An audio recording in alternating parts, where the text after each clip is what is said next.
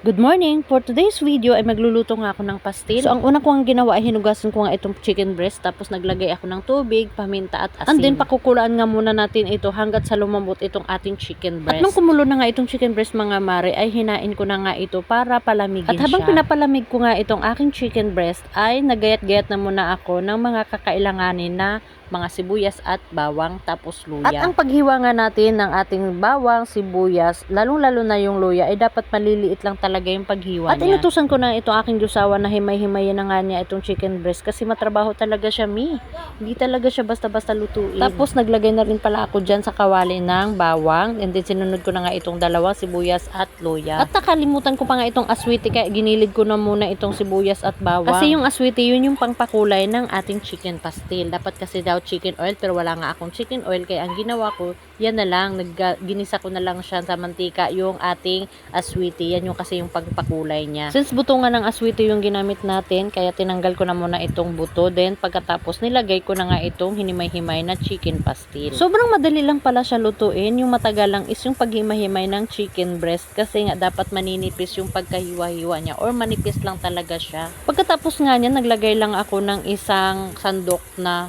tuyo, kasi yun yung pangpalasa niya. At naglagay na rin pala ako dyan ng paminta at saka oyster sauce, tapos yung seasoning. Tapos nag-add lang din pala ako ng kalahating sandok na vinegar, tapos dahon ng pamintang laurel. At nung tinikman ko na nga ito mga mari, almost perfect na talaga siya, pero natabangan nga lang ako, kaya naglagay ako ulit ng kalahating sandok ng tuyo. And that's it, luto na siya kaagad. Mabilis lang siya lutuin mga mari, kaya i-try nyo na. So ano pa hinihintay nyo? Tara, sabay-sabay na tayong kumain ng ating tanghalian.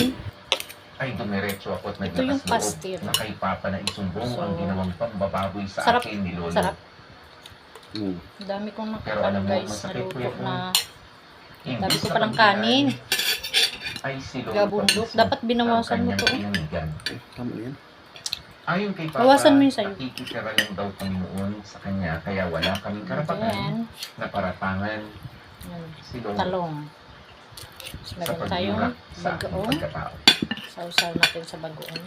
Matapos So habang kakain nga tayo mga mare, maikukwento lang ako sa inyo about sa pagkain. Naamang gugoy na kaila ba nga, as in dalukod ka isa sa pagkaon. At may kasabihan nga na kapag madamot ka nga sa pagkain ay masama nga ang ugali mo. So which is totoo naman kasi talaga, kay kanang gapost bangud na sila sa kanang social media nga lami ilang ginakaon, tapos makita nimo imong ginikanan nga kanang ilahang ginikanan nga kanang gigutom, or mangita lag mga unsa-unsa nga haron lang makakaon, or maningkamot nga kanang unsa ni maka unsay kaunon, di ba? So kami manggod guys is kung naagi ko sobra is manghatag ko sa among silingan.